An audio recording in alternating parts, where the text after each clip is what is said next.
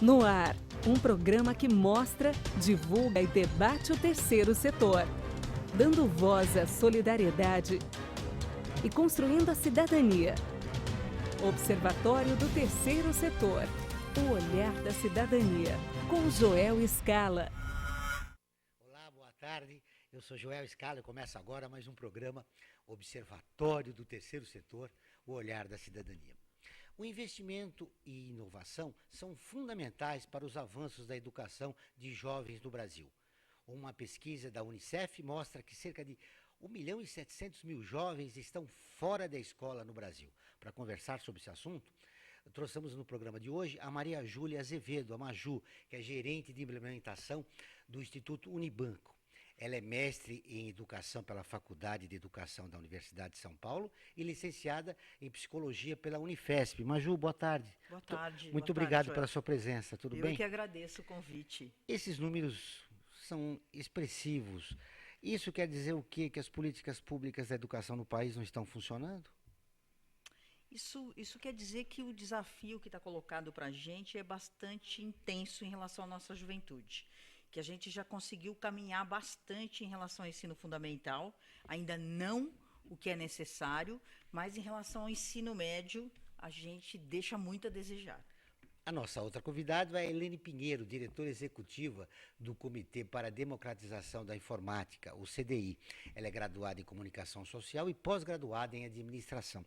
Oi, Helene, muito prazer em recebê-la. É um prazer. Seja também bem-vinda. E agradeço o convite, João. Helene, fala no microfone, por favor. Sim. Helene, é o seguinte, a Maju disse que o nosso problema do ensino básico é o grande X da questão no país. Mas esses números deixam-nos preocupados com a educação. Você acha que o que precisa melhorar em políticas públicas no país para melhorar esse índice que eu acabei de divulgar? Sim, bom, hoje eu acredito que eu concordo com os desafios que nós temos em relação à juventude e pensando um pouco sobre as políticas públicas, acho que nos falta uma atualização da escola e da educação hoje. Acho que tem uma máxima na educação, né, que fala que a escola do século XIX, o professor do XX, o aluno do século XXI. Então a gente tem aí um grande desafio, né, para lidar. É verdade, o grande desafio, inclusive, para o professor ter uma resposta para esses novos alunos que estão surgindo. Exato. Inclusive, a informática é fundamental nisso, né? Exatamente. A tecnologia, a gente tem que fazer uma releitura também do papel da tecnologia na educação, né? O quanto a gente estimula a apropriação pelos principais atores da educação, professor, a equipe pedagógica, né, a equipe de gestão da escola e o aluno. Então, acho que a tecnologia, se vista como um meio, ela pode servir realmente para a evolução da educação que a gente espera. Muito bem, como acontece todas as terças-feiras, meu companheiro Franco Valverde, com a coluna, né? Falando em cultura. Exatamente. Nós estamos falando em educação, são duas coisas muito próximas, né? Exatamente. Boa tarde a você, Joel, Maju, Helene, e você que está sintonizado no Observatório do Terceiro Setor. Franklin, boas novidades hoje? Sim, hoje nós vamos apresentar uma dica com 2 peças de teatro. Muito bem. Participe do nosso programa enviando a sua pergunta para o nosso WhatsApp. Olha aí, anote o telefone. É 011 99507 1295. Repetindo, 011 99507 1295. Ou postando sua pergunta ou comentário em nossa página no facebook.com/Observatório 3 Setor. Lembrando que esse programa ele está sendo transmitido ao vivo em nosso portal observatório3setor.com.br e simultaneamente na AltV, aqui na AltV e na Rádio Trianon AM 740. Um abraço aos ouvintes da Rádio Trianon que há muito tempo nos acompanha. Muito bem, Maju, vamos... o Instituto Unibanco tem um projeto interessante a respeito da educação de jovens. Tem, então, olha, o Instituto Unibanco ele tá voltado para a questão do ensino médio, então a gente tem um foco aí no ensino médio, ou seja, esse é o nosso desafio, esse é o que a gente estuda, mas a gente estuda também intervindo, certo? E dentro do ensino médio, a gente pode falar, bom, dentro da política pública há muitos desafios, certo? E a gente, a partir de experiências, né, concretas, tal, e de estudos, a gente fez uma escolha um foco aí para a nossa atuação, que é a gestão escolar para resultados. Ou seja, pensando que eu tenho a relação professor-aluno é muito relevante no processo de aprendizagem, a sala de aula e tal, mas nós estamos falando de educação pública. Então, portanto, a gente está falando de milhões. A gente não está falando de um grupo pequeno, a gente está falando de milhões. Então, quando a gente está falando de milhões, tá certo? E mesmo cada uma das escolas está falando num grupo grande de jovens, a gente precisa ter uma gestão, tá certo, voltada para a aprendizagem. Então,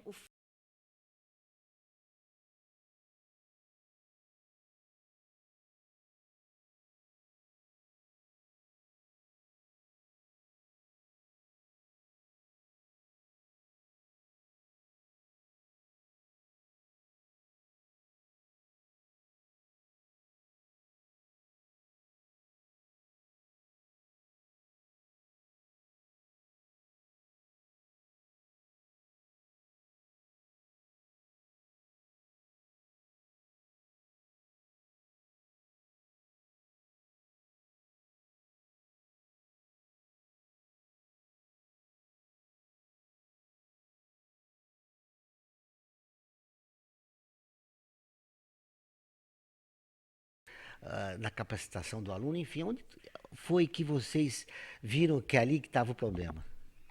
Então, olha, eu acho que a gente, assim, toda vez que a gente fala de política pública de educação, a gente tem muitos atores envolvidos e a gente tem uma atividade bastante complexa, certo?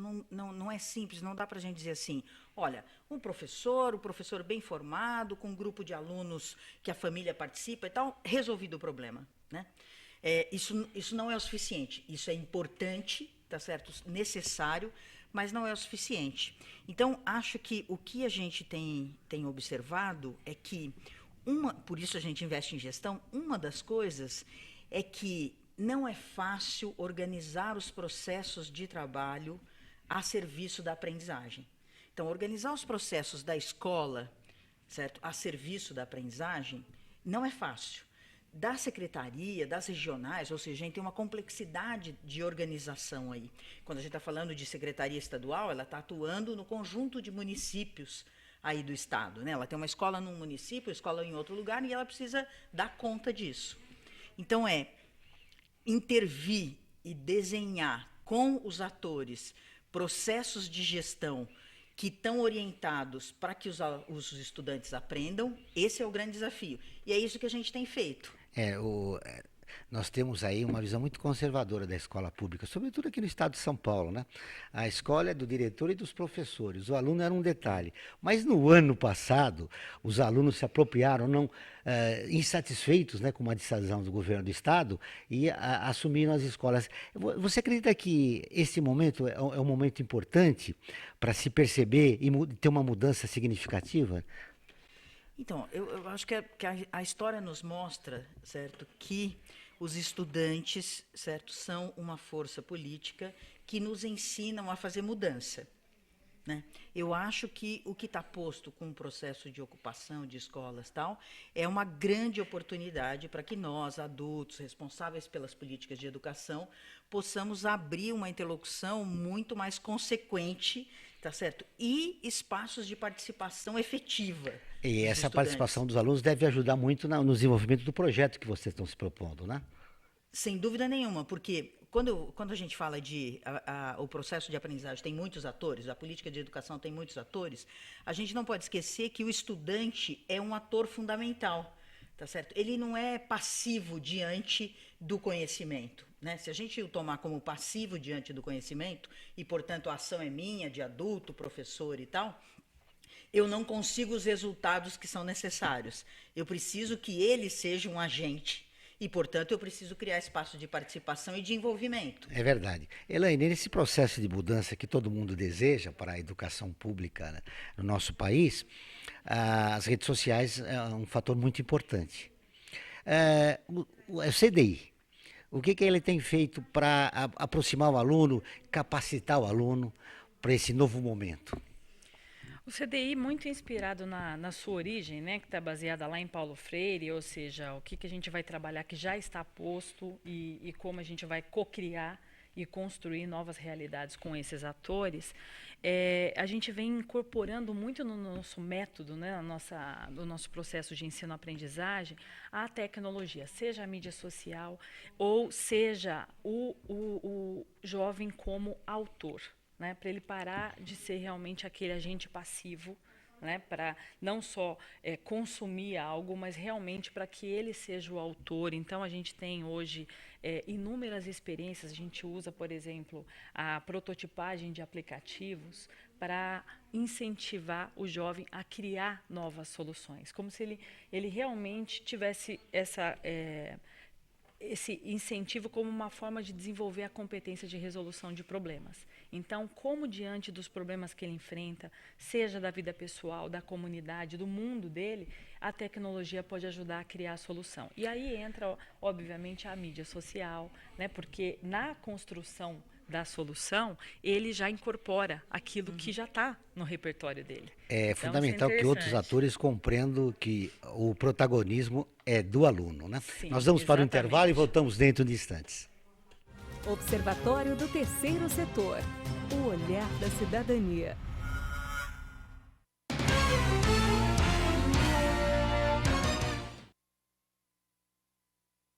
A vida nos traz muitas conquistas, mostrando que todo conhecimento e esforço compensaram em cada detalhe, cada emoção. Estudar na FIA me fez crescer profissionalmente e a conquistar um objetivo maior, que foi a felicidade de ajudar meus filhos numa carreira brilhante. E a FIA compartilha esses sonhos com a melhor estrutura, corpo docente e networking que conduzem ao sucesso e à felicidade. FIA, sua maior conquista.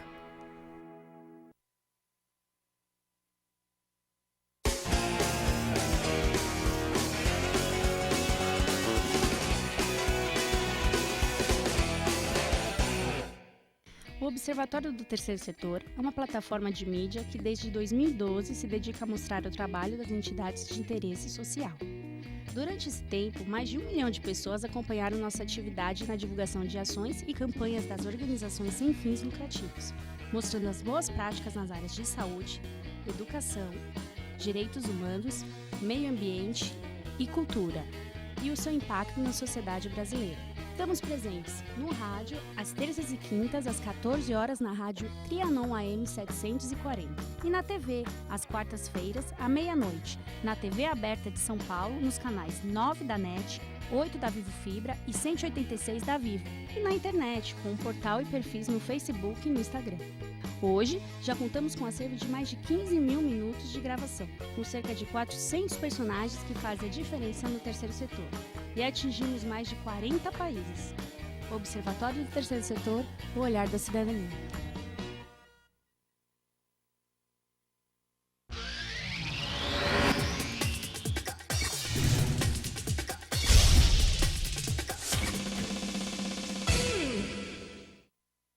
A FUNASP colabora com a USP nas relações entre fundações por meio de fóruns, simpósios, seminários, pesquisas e intercâmbio de informações, além do seu investimento na área social. Para melhores informações, entre no nosso site www.funasp.org.br. FUNASP, um marco entre o universo acadêmico e a sociedade.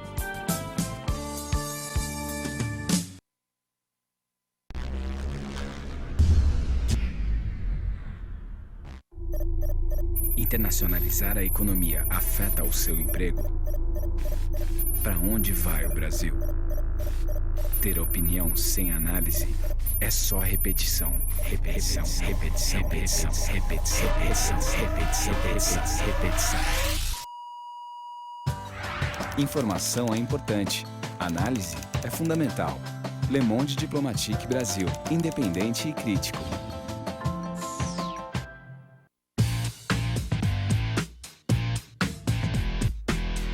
Olá, eu sou César Freitas e convido você para assistir o HQ e Companhia, o programa que traz o mundo da cultura pop para você. Cinema, história em quadrinhos, animação, seriado, tudo isso para você aqui toda sexta-feira às 5 da tarde, na sua TV da internet.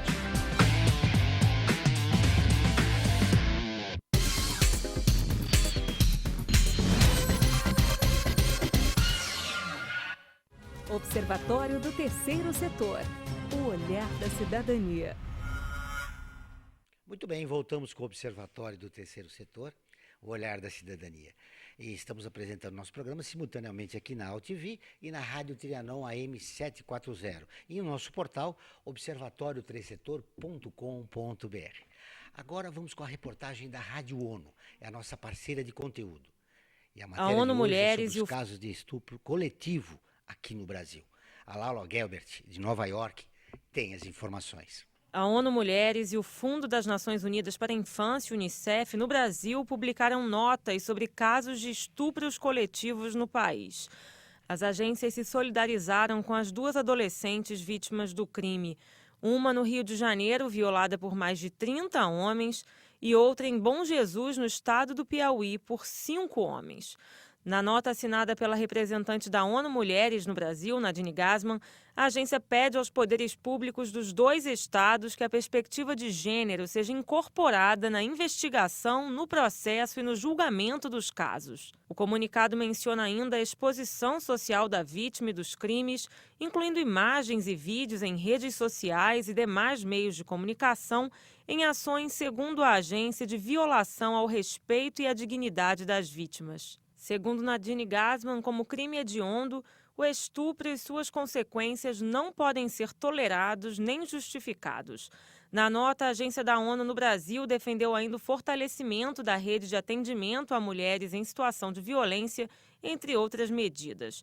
A sociedade brasileira, a ONU Mulheres, pediu tolerância zero a todas as formas de violência a mulheres e sua banalização. Em sua nota, o Unicef classificou de inaceitáveis os recentes casos de estupros coletivos, como os ocorridos com as adolescentes no Rio de Janeiro e no Piauí. Para a agência da ONU, a sociedade brasileira tem uma grande tarefa diante de si: promover e consolidar uma cultura de equidade e de respeito aos direitos de todas as crianças, para que elas possam crescer livres de violência, como determinam a Convenção sobre os Direitos da Criança e o Estatuto da Criança e do Adolescente. O Unicef conclui a nota afirmando ser inadmissível que a violência sexual continue sendo banalizada e defendendo a tolerância zero a todas as formas de violência a crianças e adolescentes. Da Rádio ONU em Nova York, Laura Gelbert. Muito bem, está aí a matéria da Laura Gelbert. A campanha Eu Me Importo, um dos primeiros banners da nossa campanha, Eu Me Importo, trouxe o tema da violência contra a mulher. Eu me importo com as mulheres vítimas de violência. E você? Foi uma das olha aí, está aí, está sendo mostrado aí para vocês que nos acompanham no nosso portal do Observatório e aqui na AltV. Para vocês que estão ouvindo nosso programa, é um bannerzinho da nossa campanha com uma foto muito impressionante a respeito de uma mulher sendo agredida. Realmente, e na semana passada, é importante dizer que nós lançamos a imagem da campanha Eu Me Importo, e desta vez nós chamamos a atenção para as pessoas com deficiência. Um grupo que representa quase 1/4 da população brasileira, mas ainda enfrenta uma série de preconceitos na nossa sociedade. Para participar, faça o seguinte: acesse a nossa página no Facebook e compartilhe. É facebook.com/Observatório Terceiro Setor. Ô Maju, você já conhecia a nossa campanha? Conhecia. Nós já chegamos a mais de 1,5 milhão de pessoas, atingimos com esse é o 9º, né, a campanha com os deficientes, é o 9º bannerzinho. Mas voltando ao caso da mulher, como é que você se sente trabalhando na área de educação e tendo fatos como aconteceu no Rio de Janeiro e no Piauí? Então, acho que todos nós, independentes de homens ou mulheres, que somos adultos e temos alguma atividade ligada à questão de cidadania, de direitos humanos, de educação e tal, somos tocados e convocados a partir dessa situação. Porque acho que é uma situação gravíssima, certo? Mas ela é uma situação extrema, certo? É uma situação extrema, e daí nas situações extremas a gente tende a ler que o sujeito tem algum problema, a gente vai fazendo um caminho, tá certo, de adoecer alguém, tá certo, aí para resolver o problema, Mas eu acho que estas situações, elas nos convocam a pensar o nosso cotidiano, tá certo? Pensar as nossas ações onde a gente é violento ou sofre violência, tá certo? E banaliza isso e acha que é normal, né? Eu acho que tem uma coisa, tem aí uma convocação para que a gente possa tratar a questão de gênero com mais cuidado e com mais atenção no conjunto das situações que a gente tem ação profissional ou política, tal. E você, Elaine, quais os fatores que desencadeiam essa barbárie que aconteceu com essa menina no Rio e a menina lá no Piauí? Concentração de renda, nós somos um país injusto, falhas na formação das crianças, enfim. Qual é a sua leitura a respeito desses episódios? Eu concordo com a Maju que realmente são casos extremos que nos deixam extremamente sensibilizados, né, para a situação e que nos convidam a fazer uma leitura dos problemas que estamos tendo hoje como sociedade, né? A questão de gênero, sem dúvida, e para tratar desses problemas a gente precisa olhar para a sociedade, olhar para a oportunidade que a gente tem de convocar a sociedade para resolver esses problemas. Eu acho que o mundo hoje, ele vive problemas tão complexos, né? Realidades que são tão ambíguas, e que a gente realmente precisa chamar mais gente para resolver esses problemas. E o jovem deveria ser o centro, né, dessa convocação, porque o jovem é o futuro. Então, como convocar o jovem para resolver uma situação como essa? Eu me lembrei de um caso que a gente teve em uma das nossas formações, uma jovem, a Isabela, ela, num namoro aos 19 anos, sofreu violência e viveu uma situação que a família também não apoiava muito. E aí, quando ela participou de uma maratona para pensar numa tecnologia, em algo que ela pudesse expressar ali uma solução, ela desenvolveu um aplicativo, né, prototipou para que, nesse aplicativo, a mulher que sofresse violência rapidamente já conseguisse acionar todos os direitos, né, seja a delegacia, todas as políticas que a gente tem a favor dela, depois de sofrer violências. Interessante. Enquanto aquilo está acontecendo, um botão de emergência para que a mulher realmente já possa resolver aquilo naquele momento, né, e ser apoiada. Então, ao chamar o jovem, ao chamar aquele que viveu, realmente acho que a gente tem uma solução mais completa, mais inclusiva e mais atual. Porque eu também não acredito. E você, Frank, jornalista e professor, como é que você vê esse episódio bárbaro? Olha, com profunda tristeza, né? Você pensar que em pleno século XXI ainda sejam cometidas essas barbaridades, como aconteceu com essa moça no Rio de Janeiro, com a outra no Piauí. E, na verdade, isso nós estamos sabendo, está sendo divulgado no mundo todo, porque veio à tona esse caso pelo volume, né, de pessoas que participaram dessa barbárie. Agora, quantas mulheres não são violentadas diariamente nas cidades brasileiras? Tá? A Maju disse que sempre que acontece um caso desses, as pessoas procuram encontrar alguém que adoeceu, né? Na verdade, a sociedade é que está doente. Nós temos que discutir essa questão, já começar pela base. Tá? Por quê? Será que essas pessoas que participam desses atos não têm mãe, não têm irmã? Se coloque nessa situação, em primeiro lugar, mesmo que não tivesse, né? Não é para agir dessa forma com uma mulher. Tá? Agora, independentemente até dessa questão, comece a olhar, né, essa pessoa que está à sua frente. Ela tem vontades, ela tem que ser respeitada. Se ela não quer, não faça. Além disso, no Rio tem um agravante, né? Filmaram, né? Exatamente, é o escárnio, quer dizer, e colocaram nas redes sociais. Que teria que ser aprofundada também no papel que as redes sociais desempenham hoje, né? Essa questão da exposição em excesso que existe hoje nas sociedades ocidentais, né? Usando as redes sociais. Todo mundo quer ter os seus 15 minutos de fama, né? ou aparecer a todo e qualquer custo. Isso tem que mudar. Isso tem que mudar urgentemente. Não pode mais as pessoas trabalharem as redes sociais dessa maneira, né? Ter essa relação com as redes sociais. Antes de mais nada, tem que ser respeitado o outro. Muito bem. Falando em cultura com o Frank Valverde, já está falando, Frank, quais são as novidades que nós temos de cultura para essa semana? Essa semana eu trouxe 2 dicas de cultura. São 2 peças de teatro, as 2 são gratuitas. Isso é importante. Porque o teatro, né, tudo bem, né, algumas peças são muito caras, né, para a maioria das pessoas, né. A gente sabe que, claro, é um custo muito elevado você produzir uma peça teatral, mas tem algumas que às vezes conseguem oferecer por patrocínios, né, esse espetáculo gratuitamente. E a que eu trouxe hoje são duas delas são inteiramente gratuitas. A primeira chama-se Negro de Estimação, que é um trabalho do ator e bailarino Kleber Lourenço, que ele criou um teatro e dança, né, um misto de teatro com dança, um espetáculo solo, baseado na obra Contos Negreiros, do Marcelino Freire. Esse espetáculo está sendo apresentado no Instituto Cultural Itaú. Estamos vendo nas fotos. Nós estamos vendo nas fotos para quem está na UTV. E, além dessa peça teatral, nós vamos ter alguns debates. Hoje, né, nós vamos ter com Marcelino Freire, que é o autor do livro Contos Negreiros, que foi baseado a peça.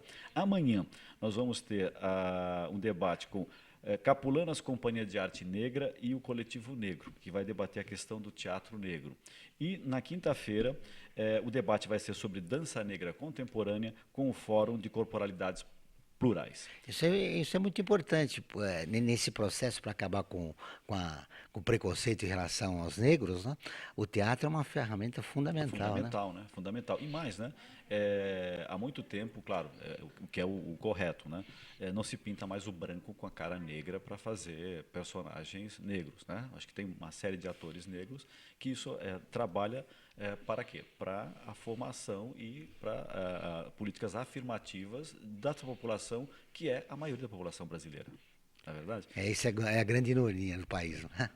Né? Chamados minorias, mas é a maioria da população brasileira. Né? É verdade. Segundo o IBGE, o Instituto Brasileiro de Geografia e Estatística, né? Os negros são a maioria. Negros e pardos. Né?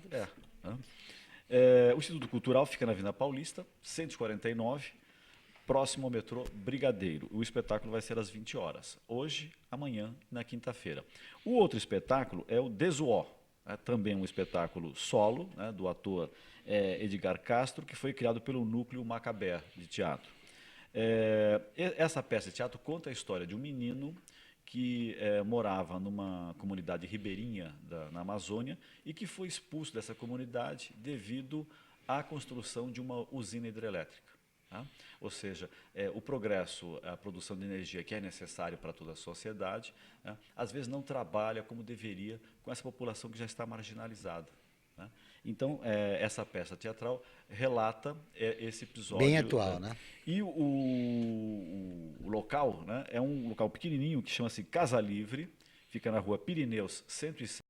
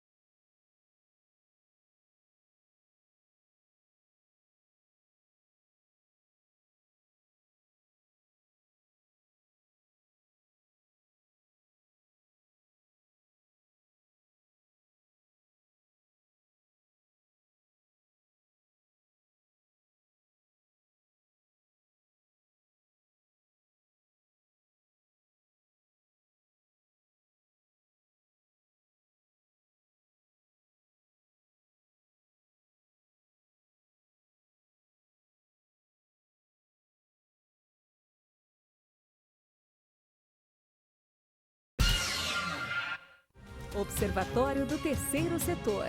O olhar da cidadania. Muito bem, voltamos com o Observatório do Terceiro Setor, o olhar da cidadania. Agora vamos com as principais notícias que estão lá no nosso portal www.observatorioterceirsetor.com.br. E a gente selecionou duas notícias. Uma é sobre a Casa Transitória Fabiano de Cristo. Ela está buscando voluntários. Olha aí, anotem. Quem quiser ser voluntário do terceiro setor, a Casa Fabiano está procurando voluntários. A instituição fica lá na Zona Leste e conta com 2 creches, um asilo e uma área de assistência social. E o projeto Fabianinho, o que oferece atividades culturais para crianças e adolescentes. Atenção, vocês que querem ser voluntários. Agora, uma outra informação é sobre a PAI, de São Paulo. Ela lançou um programa de capacitação de professores. O projeto Pequenos Gigantes ajudará profissionais de educação a identificar possíveis barreiras que impedem os bebês e as crianças de se desenvolverem. Olha aí que notícia interessante. Para ver essas e outras notícias, acesse o nosso portal, como já disse, observatorioterceirsetor.com.br, ou o nosso Facebook, facebook.com/observatorioterceirsetor. Muito bem, agora vamos sim com as perguntas dos nossos espectadores e ouvintes. O Carlos de Atibaia, obrigado, Carlos, pelo seu contato. Com mais informações para os alunos, o papel do professor mudou nos últimos anos? Vamos começar com você, Maju. Mudou o papel do professor com mais informações? Eu acho que sim. Eu acho que o professor está convocado não só a dominar um determinado conhecimento, certo? Mas ser capaz de estabelecer diálogo, tá certo? Com os conhecimentos que os estudantes trazem do seu campo de relação. Né? A gente teve o campo de relacionamento dos jovens muito ampliado. Né? Então, isso faz uma convocação para que o professor se desloque do ponto de vista de diálogo e se desloque do ponto de vista de que ele detém todo o conhecimento e ele que é responsável por pôr esse conhecimento à disposição. Na verdade, ele é muito mais convocado a, no diálogo, tá certo, ser capaz de orientar as escolhas. Elaine, criar você? Os filtros, né? É isso que eu ia perguntar para você, se é professor, está em sala de aula, mudou sua postura nos últimos anos? Porque além do conteúdo que a disciplina exige que você ministre, você tem que trabalhar com um novo conteúdo, que é como filtrar a informação que existe na rede, na internet. Porque muitas das informações que circulam não são verdadeiras, não têm boa qualidade, são falsas. E o aluno precisa aprender a discernir o que pode ser confiar daquilo que tem que ser descartado. Elaine. Carlos, essa é uma ótima pergunta, porque realmente ele traz aí uma mudança de paradigma, né? Acho que hoje o professor ele está num lugar muito mais de facilitador, de fazer curadoria do que está à disposição, seja na internet, seja no repertório desses alunos. E a gente trabalha muito baseado na educação integral, em Paulo Freire, que quer levar esse aluno para várias perspectivas. Então, quando ele aprende, ele também está reprogramando a sua vida, reprogramando a sua... ressignificando a sua vida. Exatamente. A gente até, numa evolução que a gente fez do nosso propósito, saiu da inclusão digital para o empoderamento digital. E a gente faz até uma alusão a código, né, que é a programação, e a gente fala recode a sua vida, né, reprograme a sua vida, reprograme a sua comunidade, reprograme o mundo, porque um professor ele também tem esse papel de colocar o aluno em diferentes cadeiras para pensar. Né? Então, na cadeira daqui, da minha realidade, na cadeira do outro, na cadeira global. Né? Então, acho que esse é um ponto muito importante. E aí, associado a isso, a gente tem as competências desse aluno. O professor, ele deveria pensar muito menos no conteúdo e muito mais na forma. Né? Que forma ele vai usar para apoiar esse aluno a desenvolver novas competências? Como ele vai ser um melhor solucionador de problemas? Como ele vai se comunicar melhor? Como ele vai protagonizar? Então, acho que a gente tem aí uma oportunidade grande de convidar o professor para uma nova realidade, porque às vezes ele se assusta com essa questão da tecnologia, vendo como uma ameaça, quando na verdade ela pode ser uma grande aliada. né? Porque na forma, a tecnologia pode ajudar. A gente estava falando das redes sociais, a rede social ela é neutra. Né? O que vai mudar o papel dela é como a gente usa. É o conteúdo que nós vamos apresentar. Acho que a grande X da questão da pergunta do Carlos de Atibaia é combinar com 2 atores fundamentais. A escola, que o ambiente é conservador, e os professores, que devem estar preparados para isso, né?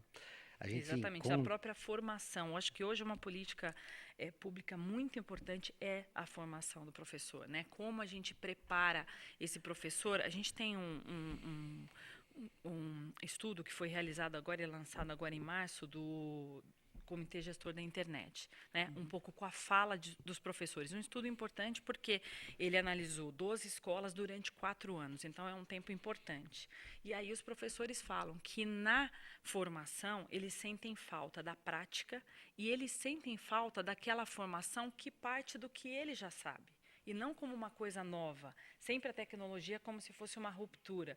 E ela é evolutiva. Né? Não é ruptura, né? Ela é uma evolução. Para você ressignificar o seu processo como professor, você já tem uma memória emotiva lá. Exato, e você vai trabalhar muito o seu modelo mental. Agregando os conceitos da nova tecnologia. Exatamente, né? Mas você vai pensar em colaboração, você vai pensar em cocriação, em coisas que a própria formação do professor lá na academia não prevê. Mas não é muito fácil isso, né, Frank? Não é. A Samanta das Perdizes, a religião e opção sexual são temas muito discutidos. Se é a hora de levantar esse assunto para a sala de aula, olha bem, religião e o sexo. Seria importante, Maju, levar isso para a sala de aula? Então, olha, eu queria juntar algumas coisas das quais a gente está falando, né? Eu acho que, por exemplo, a gente falou de uma situação de violência onde traz uma questão de gênero, né? O Franklin falou de uma peça teatral que fala da condição de negritude, tá certo? E também suas implicações, né? O Itaú Cultural tem um compromisso com essa perspectiva de diversidade e tal, especialmente com a questão de raça e etnia. Ele tem um compromisso muito grande em relação a isso. Então, desculpa.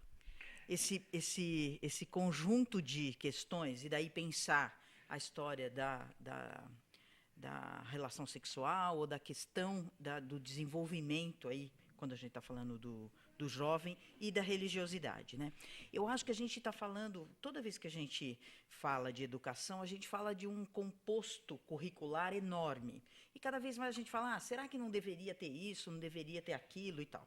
Eu acho que tem uma coisa que, assim, hoje a gente tem uma discussão sobre a Base Nacional Curricular, que é essa perspectiva de você pensar uma base comum, ou seja, há um comum do ponto de vista do conhecimento que a gente produziu até o momento, que ele precisa estar à disposição, tá certo? Para ser relacionado e composto com outras questões, certo? Então, as questões da vida atual, é claro que elas estão na escola.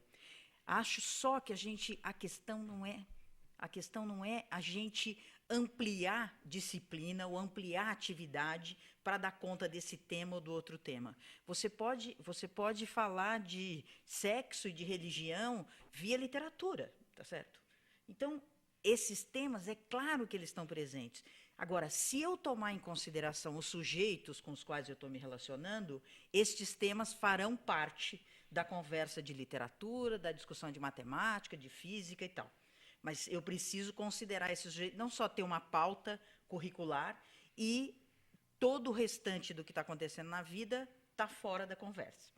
E eu queria fazer só mais uma ligação. Tem uma coisa do investimento do Instituto, que eu estava dizendo, investimento em gestão e tal.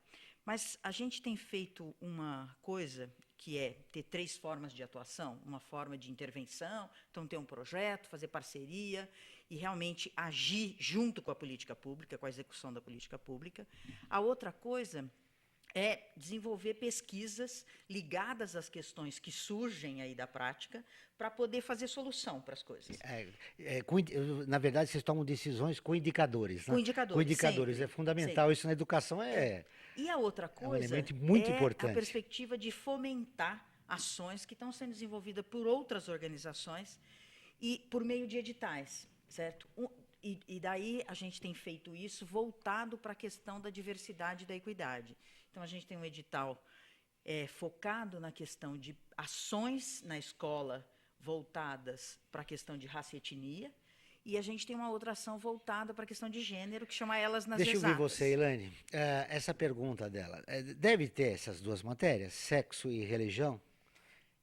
Eu concordo que elas são discussões atuais, né, e que devem fazer parte do cotidiano. Quando a gente separa, quando a gente acha que uma disciplina ela não deveria incorporar a realidade do aluno, a gente distancia esse aluno, porque a gente aprende aquilo que faz parte do que a gente está vivendo, aquilo que ressoa dentro da gente. Então, o professor, se ele tiver essa sensibilidade, né, para a partir de um fato ele trazer essa discussão de religiosidade, trazer a discussão sexual, certamente ele vai atrair o aluno para essa discussão.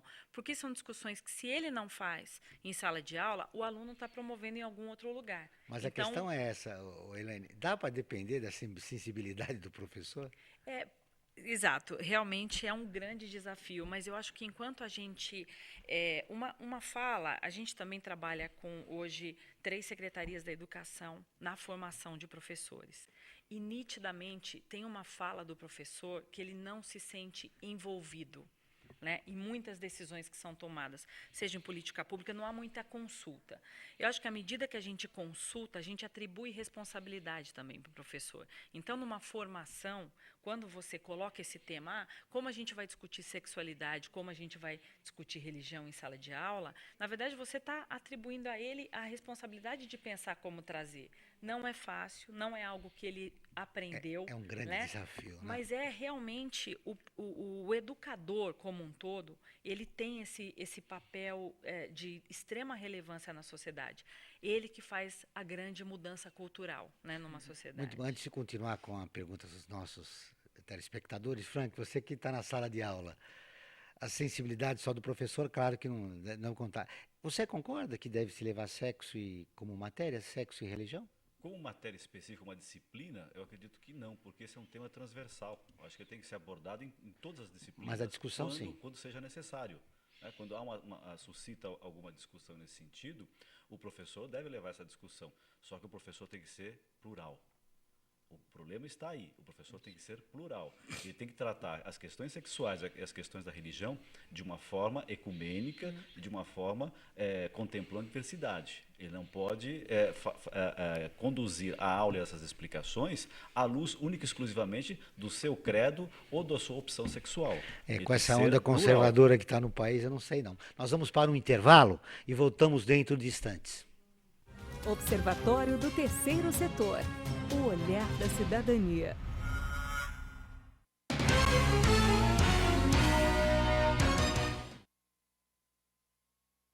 A vida nos traz muitas conquistas, mostrando que todo conhecimento e esforço compensaram. Em cada detalhe, cada emoção. Com a FIA, minhas entregas se tornaram melhores e mais ágeis. Dessa forma, conquistei mais tempo para a minha maior felicidade, ser pai. E a FIA compartilha esses sonhos com a melhor estrutura, corpo docente e networking que conduzem ao sucesso e à felicidade. FIA, sua maior conquista.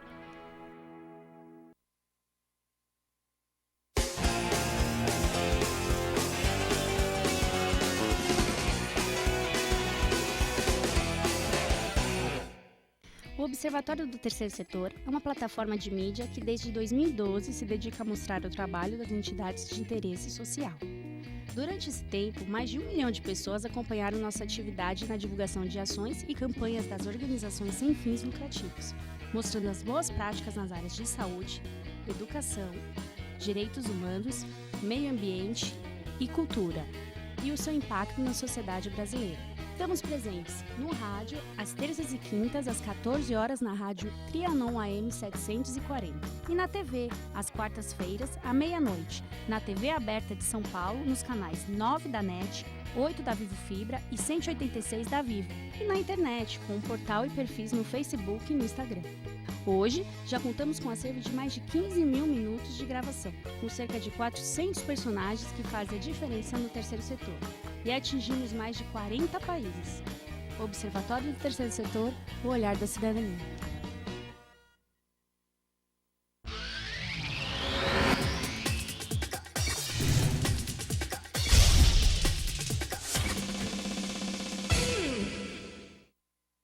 A FUNASP colabora com a USP nas relações entre fundações por meio de fóruns, simpósios, seminários, pesquisas e intercâmbio de informações, além do seu investimento na área social. Para melhores informações, entre no nosso site www.funasp.org.br. FUNASP, um marco entre o universo acadêmico e a sociedade.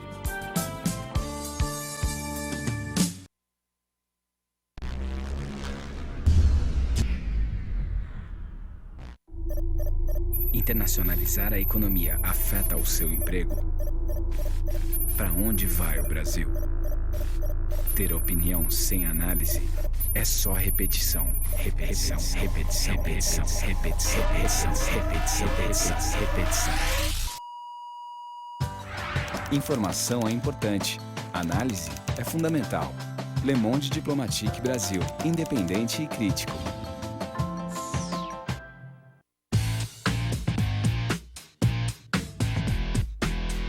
Olá, eu sou César Freitas e convido você para assistir o HQ e Companhia, o programa que traz o mundo da cultura pop para você. Cinema, história em quadrinhos, animação, seriado, tudo isso para você aqui toda sexta-feira às 5 da tarde, na sua TV da internet.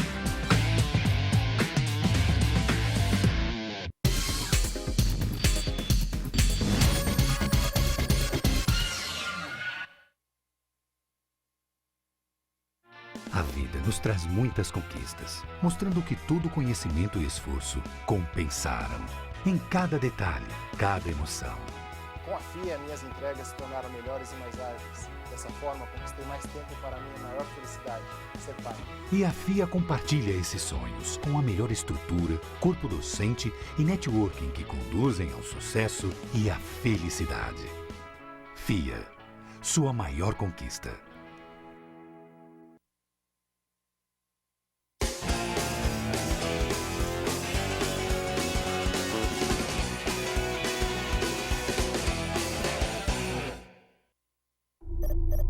Internacionalizar a economia afeta o seu emprego?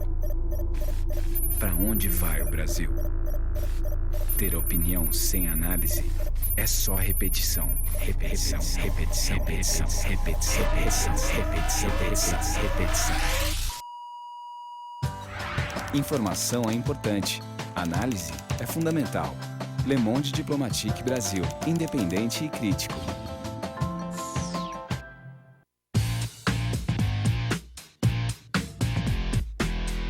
Olá, eu sou César Freitas e convido você para assistir o HQ e Companhia, o programa que traz o mundo da cultura pop para você. Cinema, história em quadrinhos, animação, seriado, tudo isso para você aqui toda sexta-feira às 5 da tarde, na sua TV da internet. Observatório do Terceiro Setor, o olhar da cidadania. Voltamos com o Observatório do Terceiro Setor, o olhar da cidadania. Muito bem, Elaine, é um grande desafio, né? Desenvolver um projeto para jovem, método Paulo Freire na internet. Sim, nós temos hoje o prazer de ter esse desafio, né? Porque muito nos motiva também. O nosso público é o público jovem e o nosso principal aliado é o educador. Esse educador, ele hoje está dentro das escolas. Nós também temos projetos com bibliotecas públicas, né, com um espaço de aprendizagem muito importante, são 6.100 bibliotecas públicas, e a gente faz esse projeto em parceria com o Ministério da Cultura, e as comunidades, aquelas ONGs que estão hoje dentro das comunidades. E como a gente faz isso? Tem 3 pilares muito importantes nos quais a gente acredita. Que esse jovem, ele precisa estar preparado em termos de competências, né, habilidades do século XXI. Então, nós acreditamos que o educador precisa estar atento a isso, na habilidade que ele tem no uso da tecnologia, quão autônomo ele é no uso da tecnologia, e esse jovem como um solucionador de problemas. Então, são esses os 3 pilares, e sempre o processo que a gente usa é muito inspirado em Paulo Freire, realmente, onde a gente vai ler o mundo, vai conhecer aquela realidade do educador para que ele realmente esteja mais próximo do jovem. Assim como no próximo passo, a gente planeja o que vai ser feito, põe a mão na massa, faz lá no 4º passo e sempre avaliando o que aconteceu. Então, hoje, esse é um projeto que a gente leva para esses espaços físicos e que na internet ele se traduz pela participação do jovem e o educador que sempre está em grupos dentro da internet. De qualquer forma, é um grande desafio, né? Sempre reconhecer, como o Paulo Freire pretendia, reconhecer a comunidade, as características de cada comunidade onde o projeto vai ser desenvolvido. Exato. Né? E dar o protagonismo, né? Vamos continuar com as nossas perguntas, muitas perguntas. Muito obrigado pela participação de você, internauta, de você da Rádio Trianon e de você que acompanha pelo portal do Observatório Terceiro Setor. Rogério de Santana, obrigado, Rogério, um abraço a você. O estudante de hoje está mais politizado do que nos últimos anos? Tá mais politizado? Hein, Maju? Você sabe que eu não consigo fazer uma avaliação desse tipo, mais ou menos, tal, né? Eu sou alguém que foi jovem na década de 80, certo? A década de 80 foi marcado por um conjunto de processos políticos do país, de abertura e tal, não sei o quê. Eu me entendia bastante politizada, certo? Quando eu era jovem. O que eu acho que a gente tem colocado hoje é assim, a gente está vivendo um efeito do nosso processo democrático. Embora a gente tenha uma situação grave aí posta no país como um todo, o que acontece é que estamos todos convocados, tá certo, a essa discussão política. A nossa juventude está convocada, ou seja, a gente tem, então, um terreno bastante promissor aí. Você colocou uma coisa interessante, ela está convocada, mas ela é participativa, Franklin? Então, de uma certa forma, há alguns nichos que sim. A gente vê muito nas periferias o jovem participando, buscando o seu espaço, e às vezes não só nas periferias, no caso das escolas aqui no estado de São Paulo, as escolas estaduais e a própria ETEC. Né? A ETEC foi tomada pelos alunos, por quê? Pela questão da merenda, né? E até agora essa questão não foi resolvida, e pela tendência a uma assembleia totalmente comprometida com o poder executivo também não pretende resolver. Então isso acho que faz com que as pessoas participem. Claro que nos anos 80 nós tínhamos a ditadura para derrubar. Né? Era um outro contexto. Elaine, você concorda? Eu acho que ele está mais empoderado e está com mais isso empoderado. Exercendo mais a sua cidadania, seja no nível digital, presencial. Mais uma pergunta dos ouvintes. A Carol do Rio de Janeiro. Obrigado, Carol. Um abraço a você. Obrigado novamente pela sua participação. Ela está parabenizando pelo programa de hoje, pelo tema do programa de hoje. Como que uma maior sinergia entre setores públicos e privados podem beneficiar a educação? É uma pergunta interessante. Sim, da Carol lá do Rio? Muito interessante, sem dúvida. Rapidamente, eu quero ouvir você. Começa com você, Helene, agora. Eu acho que ela traz um ponto importante. A saúde fez isso. A saúde fez parcerias público-privadas e resolveu muitos problemas. A educação ainda está engatinhando nisso. Eu também acredito que a gente, como organização social, a gente deve atuar junto com políticas públicas, trazer o setor privado, porque só uma aliança vai fazer a mudança na educação. A gente não adianta a gente achar que só o governo, terceirizar para o governo essa solução. Né? Maju, rapidamente quero ouvir você no final do programa. Eu participando de um instituto da iniciativa privada, vinculado à iniciativa privada, acho que vou fazer um posicionamento mais conservador. Tal.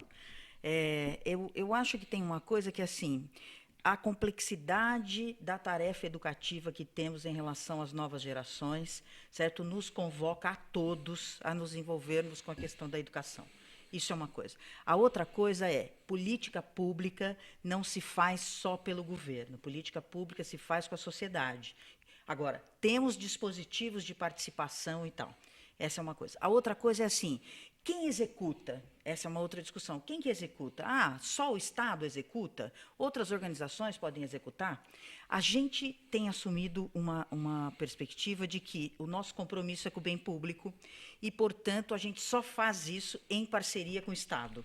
Né?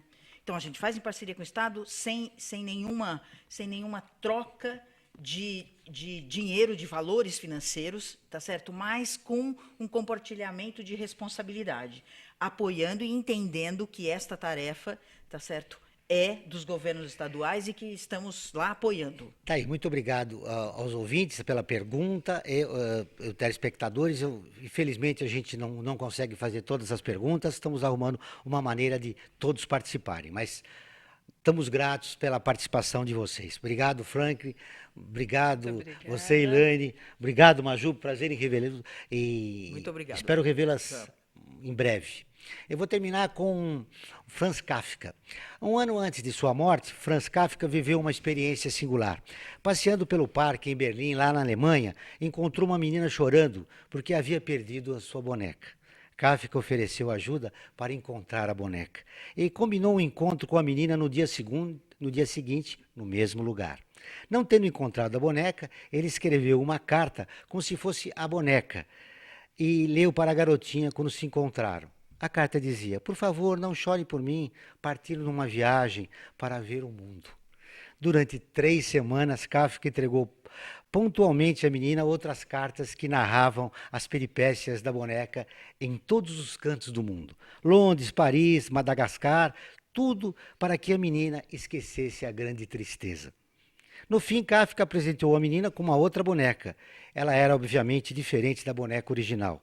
Uma carta anexa explicava: minhas viagens me transformaram.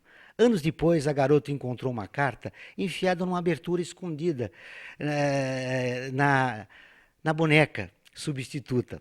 O bilhete dizia: tudo que você ama, eventualmente perderá. Mas, no fim, o amor retornará de uma forma diferente. Boa tarde. Você acabou de ouvir um programa que mostra, divulga e debate o terceiro setor, dando voz à solidariedade e construindo a cidadania.